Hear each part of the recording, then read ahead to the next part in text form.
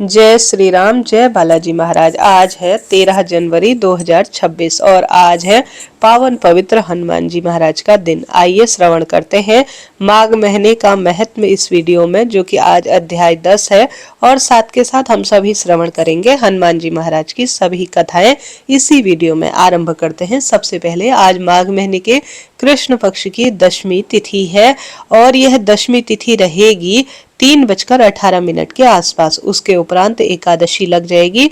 14 जनवरी 2026 को सटतिला एकादशी का व्रत किया जाएगा। आप सब जानते होंगे इसी दिन कई क्षेत्रों में संक्रांति, मकर संक्रांति मनाई जा रही है। कई क्षेत्रों में 15 तारीख को है। इसका वीडियो चैनल पर आ चुका है। आज 13 तारीख को विशाखा नक्षत्र रहेगा 12:06। उसके उपरांत अनुराधा नक्षत्र है। आज 13 जनवरी 2026 मंगलवार को राहु काल का शुभ समय 3:15 से 4:36 के आसपास रहने वाला है। साथ के साथ प्रिय श्रोताजनों, आज सूर्य उदय का समय 7:14, सूर्यास्त का समय 5:56 के आसपास रहने वाला है। आज अभिजीत मुहूर्त अर्थात हर कार्य की जीत का समय 12:14 से 12:56 के आसपास रहने वाला है। साथ के साथ मैं आप सभी को रोज बताती हूँ शुभ और लाभ का चौघड़िया। तो आज सबसे सुंदर लाभ का चौघड़िया सुबह 11:15 से 12:35 के आसपास रहेगा। प्रिय श्रोताजनों, मैं इसी तरह से आप सभी को श्रेष्ठ आज के शुभ और अशुभ चौघड़िया की जानकारी देती हूँ। आप इसी तरह से इसी समय पर आज के दिन की चौघड़िया जानना चाहते हैं तो चैनल को सब्सक्राइब जरूर करें। आइए कथा सुनना आरंभ करते हैं। प्रेम से बोलिए पवन सुत हनुमान की जय। जय जय श्री राम। कथा अनुसार एक समय की बात है।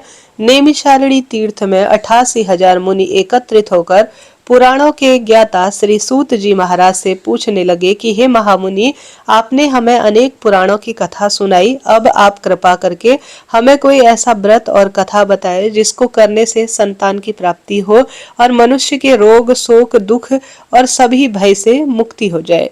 क्योंकि कलयुग में सभी जीवों की आयु बहुत कम है। फिर इस प्रकार उन्हें रोग, चिंता और कष्ट आने लगे तो फिर श्रीहरि के चरणों में वे अपना ध्यान कैसे लगा पाएंगे।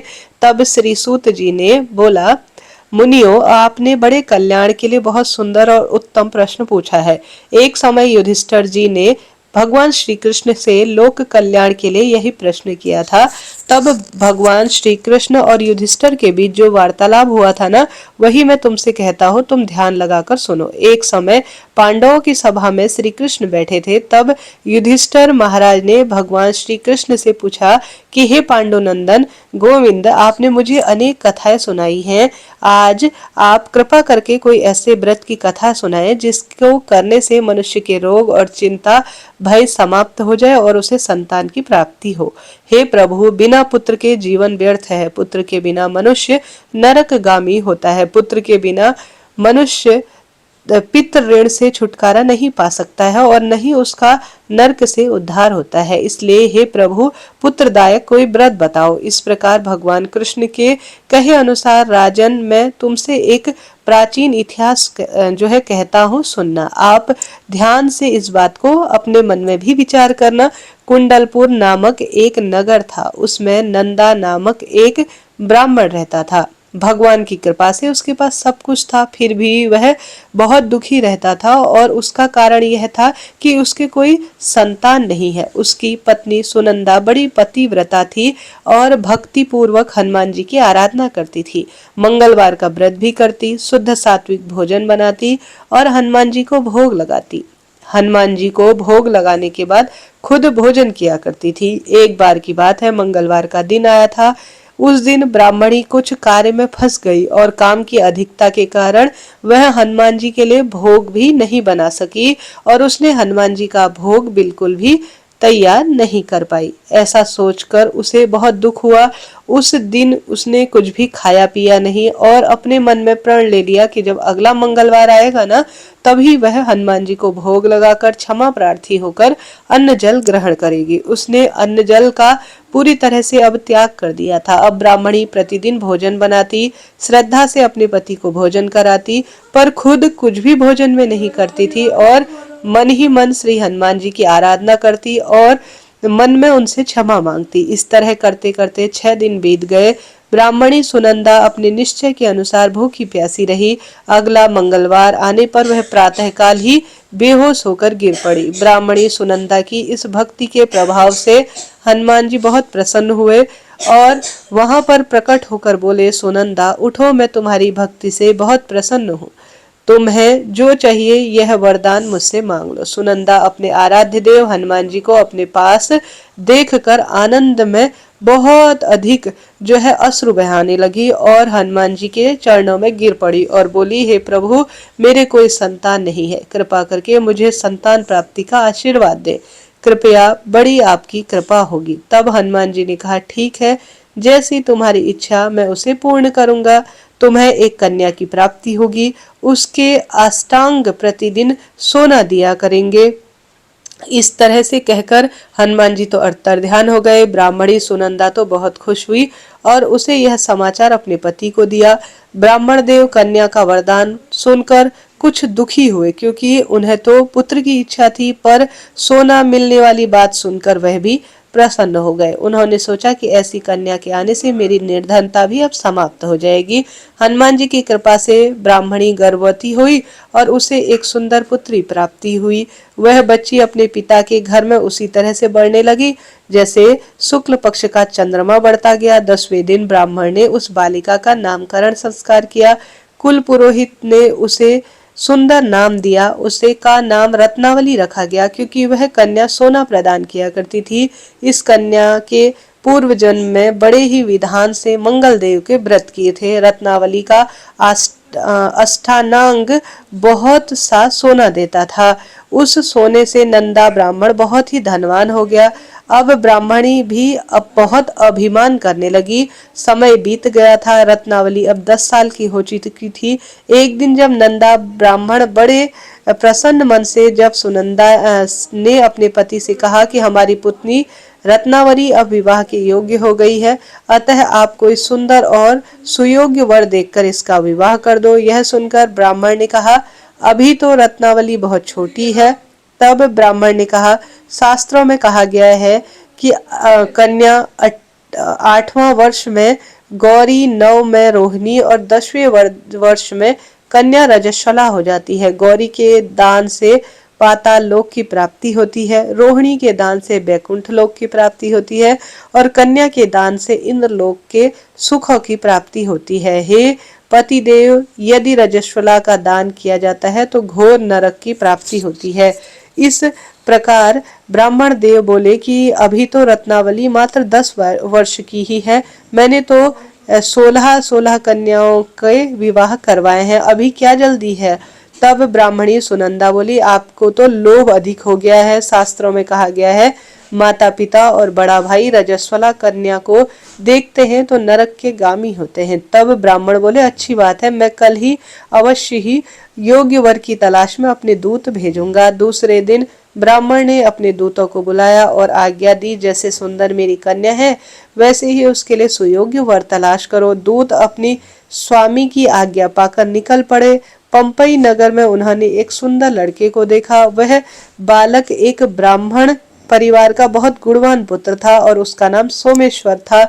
दूतों ने इस सुंदर और गुणवान ब्राह्मण पुत्र के बारे में अपने स्वामी को बताया। ब्राह्मण नंदा को भी सोमेश्वर बहुत अच्छा लगा। शुभ मुहूर्त में विधि पूर्वक कन्या का दान करके ब्राह्मण ब्राह्मणी संतुष्ट हो गए, परंतु ब्राह्मण के मन में तो लोभ समाया हुआ था। उससे कन्यादान तो कर दिया, पर वह बहुत दुखी था। उसके मन में उसने विचार किया कि व्रतवली यहाँ से चली जाएगी, मुझे जो सोना मिलता था वह अब मिलेगा नहीं। मेरे पास जो धन था कुछ करके जो भी बचाया था वह विवाह में खर्च हो गया और जो बचा है अब कुछ दिनों में खर्च ही हो जाएगा। मैंने तो इसका विवाह करके बड़ी भूल कर दी।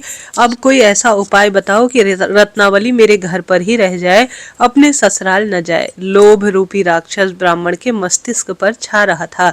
रात भर में उसने अपनी सैया पर बड़ी बेचैनी से करवट बदलते बदलते बड़ा ही क्रूर निर्णय लिया। उसने विचार किया, जब रत्नावली को लेकर उसका पति रामेश्वर अपने घर जाएगा तो वह मार्ग में छिपकर उसका वध कर देगी और अपनी कर देगा और अपनी लड़की को अपने घर वापस ले आएगा, जिससे उसे नियमित रूप से सोना चांदी मिलता रहे। समाज में कोई मनुष्य उसे दोष भी नहीं देगा। प्रातःकाल हुआ तो नंदा और सुनंदा ने अपने जो है जमाई और लड़की को बहुत सारा धन देकर विदा दिया। उसके बाद सोमेश्वर अपनी पत्नी रत्नावली को लेकर अपने घर की ओर चल दिया। ब्राह्मण नंदा लोभ के कारण अपनी मति खो चुका था। पाप पुण्य का उसे कोई विचार नहीं था। अपने भयानक क्रूर निर्णय के कारण उसने अपने क्रूर निर्णय को अंतिम रूप देने के लिए अपने दूत को मार्ग में जमाई का वध करने के लिए भेज दिया, ताकि रत्नावली के से प्राप्त होने वाला सोना उसे हमेशा मिलता रहे और वह कभी निर्धन न हो। ब्राह्मण के दूत ने अपनी स्वामी की आज्ञा का पालन करते हुए सोमेश्वर का वध मार्ग में कर दिया। समाचार पाकर ब्राह्मण नंदा मार्ग में पहुंचा और रोती हुई अपनी पुत्री रत्नावली से बोला, पुत्री, मार्ग में लुटेरे ने तेरे पति का वध कर दिया। भगवान की इच्छा के आगे किसी का वश नहीं है। अब तू घर चल, यह और वहीं रहकर अपना शेष जीवन बिता। जो भाग्य में लिखा है वही होगा। अपने पति की अकाल मृत्यु से रत्नावली बहुत दुखी हुई। करुण रुदन करते हुए अपने पिता से बोली, पिताजी, इस संसार में इस स्त्री का पति नहीं है तो उसका जीना बेकार है। मैं तो अपने पति के साथ ही अपना शरीर जला दूंगी और सती होकर अपने इस जन्म को माता पिता के नाम कर दूंगी और सास ससुर के यश को सार्थक करूंगी। ब्राह्मण नंदा अपनी पुत्री रत्नावली के वचन को सुनकर बड़ा दुखी हुआ और विचार करने लगा कि मैंने तो व्यर्थ ही जमाई वध का पाप अपने सर ले लिया है। रत्नावली तो उसके पीछे अपने प्राण तक देने को तैयार है। मेरा तो दोनों तरफ से मरण हो गया। धन तो मिलेगा नहीं, जमाई वध के पाप के फल स्वरूप यम यातना भी भुगतनी पड़ेगी। यह सोचकर वह दुखी हुआ। सोमेश्वर की चिंता बहुत अधिक बढ़ गई। रत्नावली सती होने की इच्छा से अपने पति का सर अपनी गोद में रखकर चिता में बैठ गई। जैसे ही सोमेश्वर की चिता को अग्नि लगाई गई, वैसे ही वहां पर मंगल देवता प्रकट हुए और बोले, रत्नावली, मैं तेरे पति भक्ति से बहुत प्रसन्न हूँ, वर मुझसे मांग लो। तब रत्नावली ने अपने पति का जीवन मांग लिया। तब मंगलदेव बोले, रत्नावली, तेरा पति अजय अमर है, वह महान विद्वान होगा और उसके अतिरिक्त तेरा कोई और इच्छा हो तो मुझसे मांग ले। तभी रत्नावली बोली, ग्रहों के स्वामी, यदि आप प्रसन्न हैं तो मुझे वरदान दीजिए कि जो भी मंगलवार के दिन मनुष्य जल्दी उठकर प्रातःकाल लाल चंदन, लाल पुष्प, लाल वस्त्र पहनकर सुंदर रूप में आपका पूजन और स्मरण करेगा, उसको कोई रोग व्याधि नहीं होगी, स्वजनों से उसका वियोग नहीं होगा, सर्प, अग्नि और शत्रुओं का भय नहीं रहेगा। जो भी स्त्री मंगलवार का व्रत करेगी वह विधवा नहीं होगी। तब मंगलदेव ने तथास्तु कहा और वह अंतर्ध्यान हो गए। सोमेश्वर मंगलदेव की कृपा से जीवित हो गया। रत्नावली अपने पति को पुनः प्राप्त कर प्रसन्न हुई और मंगलदेव का व्रत करके प्रत्येक मंगलवार को व्रतराज मंगलदेव की कृपा से इस लोक में सब सुखों को भोग कर अंत में पति के साथ स्वर्ग की ओर चली गई। बोलिए मंगलदेव भगवान की जय, हनुमान जी महाराज की जय। हनुमान जी महाराज की आज सुनी जाने वाली एक दूसरी भी कथा है। आइए ये बुढ़िया माई और हनुमान जी की कथा का श्रवण कर लेते हैं। कथा अनुसार किसी गांव में एक बुढ़िया माता रहती थी जो हनुमान जी की परम भक्त थी। वे हनुमान जी का पूजन नियम से किया करती थी। बूढ़ी माँ रोज एक रोटी की जो है सुंदर चूरमे का निर्माण करती थी। चूरमा बनाते बनाते जय जय राम, जय श्री राम यही गुनगुनाया करती थी और हनुमान जी को सुंदर भोग लगाया करती थी चूरमे का और कहती थी, लाल लंगोटो हाथ में सोटो, ले बाबा तू साबूत रोटो, मैं तनु देऊं तड़के, तू मन दीजो बुढ़ापा में। जब बहू दिखती कि सासू जी रोज चूरमा बनाकर कहाँ ले जाती है, तब एक दिन बहू ने कहा, सासू जी आपको जितना चाहिए ना आप अपने लिए ले लीजिए, लेकिन गांव में बांटने के लिए चूरमा बिल्कुल भी नहीं है। इसके बाद बहू सासू जी को खुद थाली परोस कर देने लगी तो सासू जी उसमें से आधा भोग बजरंगबली को लगा देती। बहू यह सब देखती। इसके बाद बहू अपनी सास को चौथाई भाग देने लगी। तब उसकी सास बजरंगबली को पूरा भोग लगा देती। फिर बहू ने अपनी सास को अब खाना देना ही बंद कर दिया। सास भूखी प्यासी कमरे में बंद हो गई। जब रात को हनुमान जी आए और बोले, लाल लंगोटो हाथ में सोटो, ले माई तू साबुत रोटो। तब उस बुढ़िया माई ने रोटा लेकर चूरमा बनाया, सुंदर भोग प्रसाद अपने हाथों से बनाकर बजरंगबली को भोग लगाया और खुद भी खा ली। इस तरह समय बीतने लगा। एक दिन बहू ने सोचा कि इतने दिन हो गए हैं सासू जी बिना खाए पिए हैं, फिर भी मोटी तगड़ी होकर घूम रही हैं। तब बहू ने अपने बच्चों को सासू के पास भेज दिया और कहा कि जाओ देखो दादी आखिर क्या खाती है। तब बच्चों ने देखा रात को हनुमान जी आए हैं, रोटा दिया। बूढ़ी माँ ने बड़े प्रेम से राम नाम लेते हुए चूरमा बनाया, भोग सुंदर रूप में बनाकर उसे हनुमान जी को भोग लगाया और बाद में बचा हुआ खुद खाया और बच्चों को भी खूब मन से खिलाया। सुबह बच्चे जब अपनी माँ के पास गए तो उन्होंने माँ को सारी बात बताई कि माँ के पास एक लाल मुंह का बंदर आता है और वह रोटा देकर चला जाता है। इधर बहू के घर में अब धन संपदा का विनाश हो गया। उसे रोग सताने लगे, कष्ट पीड़ा उसके जीवन को बहुत अधिक घेरने लगे। दूसरे दिन वह रात को चुपचाप देखती है कि कोई न कोई हनुमान स्वरूप उनके सासू माँ के कमरे में आ रहा है। जैसे ही बजरंगबली बानर रूप धारण कर आए, बहू ने उनका हाथ पैर पकड़ लिया। बजरंगबली बोले, अरे पापी, मैं बाल ब्रह्मचारी हूँ, तो मेरा पैर मत पकड़, मुझे छोड़ दे। तब बहू ने कहा कि भगवान आप मुझे माफ कर दीजिए, तभी मैं आपके पैर छोड़ूंगी। हनुमान जी ने कहा, तूने मेरे भक्तों की पूजा करने से उन्हें रोका है, अब मुझसे क्यों माफी मांग रही हो। बहू ने कहा, भगवान मेरी आंखें खुल गई, अब मैं मना नहीं करूंगी। सासू माँ जितना चाहे उतना भोग लगाए, जैसे चाहे आपकी भक्ति करे, यह उनकी इच्छा है और मैं भी अपनी सासू माँ के साथ मिलकर आपकी खूब पूजा करूंगी। तब हनुमान जी ने कहा, ठीक है जाओ, अब सब ठीक हो जाएगा। उसके बाद बहू बेटा अपनी माँ के साथ हर मंगलवार को हनुमान जी की पूजा करने लगे। हनुमान जी की कृपा से उनके घर में अन्न धन पुत्र पौत्र और हर स्वरूप में संपत्ति बढ़ती चली गई और बहू बेटा अब साथ राजी खुशी सुख पूर्वक रहने लगे। जय हनुमान जी महाराज। हनुमान जी, जैसे आपने अपने भक्त बूढ़ी माँ पर कृपा बरसाई, उसकी बहू पर कृपा दर्शाई, वैसे ही भक्त जो आज इस कथा को सुन रहे हैं और सुंदर प्रभु का कीर्तन कर रहे हैं, हरि नाम श्री राम नाम जाप कर रहे हैं, उनके घर में अन्न धन के भंडार भरना। बोलिए श्री रामचंद्र की जय। श्री शिवाय नमस्तुभ्यम। जय श्री बालाजी महाराज, हनुमान जी महाराज की जय। आइए श्रवण करते हैं माघ महीने का सुंदर महत्व। कहा जाता है माघ महीने में पद्म पुराण में वर्णित है, जो भक्तजन सुंदर रूप में माघ महीने का महत्व पढ़ते हैं ना, तो इससे पितृ भी प्रसन्न होते हैं और जीवन में सर्वश्रेष्ठ सुखों की प्राप्ति होती है। आइए माघ महत्व श्रवण करना आरंभ करते हैं। आज हम सभी प्रथम दिन से श्रवण करते करते 10वें अध्याय में आ गए हैं। तो 10वें अध्याय में पाप रक्षा की कथा कही गई है, वही सुन रहे हैं। आरंभ करते हैं। हे महाप्रभु, हमें इस श्रवण का सुंदर फल देना। मन कर्म वाणी में कोई गलत विचार आए तो क्षमा करना। माघ महत्व का 10वां अध्याय आरंभ करते हैं।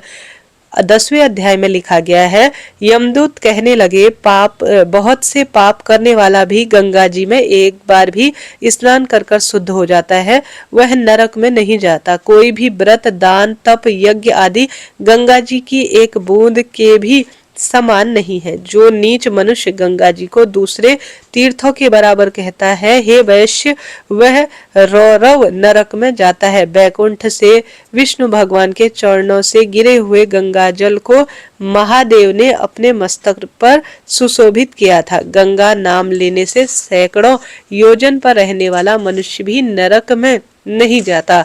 नरक में जाने से बचाने वाला कोई अन्य उपाय नहीं है कि इसलिए गंगा में स्नान करना चाहिए। हे वैश्य, जो ब्राह्मण प्रतिग्रह से निवृत्त है, वह आकाश में चंद्रमा के समान है। कीचड़ से गाय निकालने, रोगों की रक्षा करने तथा गौशाला में मरने वाले लोग गगन में तारे होते हैं। प्रातःकाल स्नान करके जो विधि पूर्वक 16 प्राणायाम करते हैं, वह यमलोक को नहीं जाते। उनका भ्रूण हत्या का भी पाप विलीन होता है। तप व्रत नियमों का पालन तथा 18,000 गोदान करने वालों का फल प्राणायाम के बराबर है। छोटे बड़े सभी पाप प्राणायाम से थोड़े ही समय में अवश्य मिट जाते हैं। हे वैश्य श्रेष्ठ, दूसरों की स्त्री को माता के समान देखने वाले कभी भी यम यातना प्राप्त नहीं करते। मन में जो पर स्त्री गमन नहीं करता वह दोनों लोकों को अधीन करता है। इसलिए धर्मनिष्ठ को पर स्त्री गमन नहीं करना चाहिए। पर स्त्री गमन करने वाले 21 घोर नरकों में जाते हैं। दूसरों के धन का मन में भी लोभ नहीं करने वाले स्वर्ग में जाते हैं। क्रोध का कारण रहते हुए भी क्रोध रहित पुरुष स्वर्ग को जीतने वाला है। जो माता और पिता की देवता के समान जो है आराधना करते हैं वह अंतःकाल प्राप्त होने पर यम लोक में नहीं जाते। जो गुरु की पूजा करते हैं वह ब्रह्मलोक में जाकर पूजा करने योग्य होते हैं। हे वैश्य, दुष्ट संगति छोड़ने पर स्त्रियों को शील की क्षमा करनी चाहिए। शील भंग होने से यमलोक की यातना जाती है। शील में स्त्रियां बड़े स्वर्ग को प्राप्त करती है। जो वेदाभ्यास से शास्त्र पुराण और संहिता पढ़ते और सुनते हैं, स्मृति का व्याख्यान करते हैं तथा ज्ञानहीन को धर्म समझाते हैं, वही पृथ्वी को धारण किए हुए हैं। ऐसे प्राणी पाप रहित होकर ब्रह्मलोक को जाते हैं, जहाँ ममता नहीं रहती और देवता भी उनका पूजन करते हैं। यमदूत बोला, हे वैश्य श्रेष्ठ, एक अद्भुत रहस्य सुनो। जो धर्म राज से समस्त तथा सब लोगों को अमृत समान प्रदान करने वाला है, मैं बिल्कुल सत्य कहता हूँ कि वैष्णव मनुष्य यमलोक के तथा यमदूत के कठिन दर्शन कभी नहीं करते। यमुना के भ्राता यमराज ने दूतों से आदर पूर्वक बारंबार कहा कि तुम लोग वैष्णवों को त्याग देना, वह मेरा दर्शन न करे। जो दुराचारी, दुशील तथा पापी लोग प्रसंग ले भी एक समय केशव भगवान का स्मरण करते हैं, वह सभी पापों को छोड़ देते हैं और उनसे पाप छूट जाते हैं। पाप छूटकर विष्णु भगवान के बड़े पद को प्राप्त करते हैं एवं उनके साथ भोजन करते हैं। उनको भी तुम लोग त्याग देना, क्योंकि वे भी सभी पापों से निर्मुक्त होते हैं। वे ऐसे मनुष्य यमराज की राजधानी यमपुरी में नहीं जाते। विष्णु में भक्ति न करने वाला ब्राह्मण संसार में चंडाल के समान देखा जाता है। वर्ण के बाहर का भी वैष्णव तीनों लोकों में शुद्ध करता है। माता पिता इन दोनों के कुल के नरक में पड़े हुए पितर लोग तभी स्वर्ग में जाते हैं जबकि उनका पुत्र हरिभक्त होता है। गोविंदाय नमः इस मंत्र को जपता हुआ मरने वाला मनुष्य यम का दर्शन नहीं करता। हम लोग भी उनको नहीं देखते। अंग मुद्रा प्यास ऋषि छंद तथा देवता सहित दीक्षा प्राप्त करके नियम पूर्वक ओम नमो भगवते वासुदेवाय यह 12 अक्षर का मंत्र जपते हैं तथा ओम श्री नमो नारायण यह 8 अक्षर का 8 अक्षर का मंत्र जपते हैं। उनको देखने से ही ब्रह्म हत्यारे पवित्र होकर वैष्णव हो जाते हैं। वे शंख चक्र धारी ब्रह्मा की आयु परांगत वनमाली बनकर विष्णुलोक में निवास करते हैं। हृदय में, सूर्य में, जल में, मूर्ति तथा स्थपिंड में हरिभंग पान को पूजित करते हैं। वे मनुष्य विष्णु के श्रेष्ठ पद को प्राप्त करते हैं। बोलिए माघ महीने की जय, माघ महत्म की जय, श्री नारायण भगवान की जय। प्रिय श्रोता जनों, यह आज 10वां अध्याय समापन हुआ। कल 11वां अध्याय सुनेंगे। इसी तरह से मैं नियमित रूप से श्रेष्ठ कथाएं आपको सुनाती हूँ, आप सुनते भी हैं। आपका आभार और धन्यवाद।